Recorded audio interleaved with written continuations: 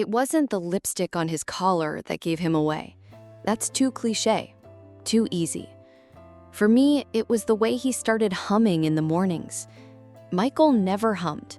In the 10 years we'd been together, his mornings were silent, coffee-fueled, and rushed. But suddenly, there was a tune. Soft, almost careless, and I knew it didn't belong to me. For weeks, I told myself not to overthink it. I busied my hands with laundry, work emails, grocery lists.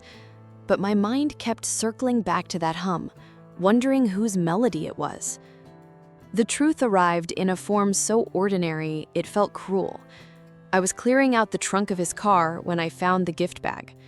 Inside was a silk scarf, pale blue, delicate, smelling faintly of a perfume I didn't own. Tucked beneath it, a card in handwriting that wasn't mine. For the mornings we wake up together. That night, I didn't scream. I didn't throw the scarf in his face. I waited until he was in the kitchen, pouring himself a glass of wine, and simply asked, "Who is she?" His answer was the longest silence of my life. Then came the half-truths, the stumbling, the classic, "it just happened." But the words didn't matter. His face told me enough. I wasn't losing him to an accident. I was losing him to a choice. The weeks that followed were strange. We went through the motions, shared meals, polite conversations, but the marriage had become a ghost of itself. I could feel it every time we passed in the hallway, every time my hand brushed the empty space in our bed where he used to be warm. In the end, it wasn't the affair that ended us. It was the realization that I had been holding on to a man who had already let go. I left in spring. The air was soft, the trees just beginning to bloom.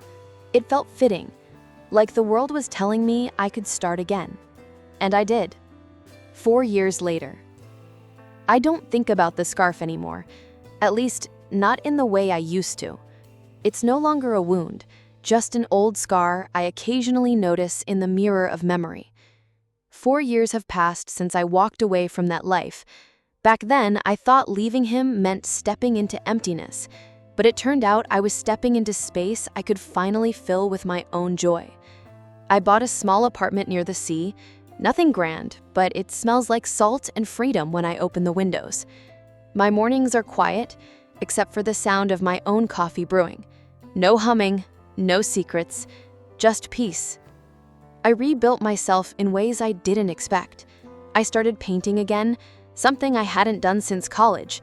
I've made friends who know me for who I am now, not the woman I used to contort myself into being. And yes, I've dated. Slowly, carefully. Love feels different when you no longer treat it like oxygen.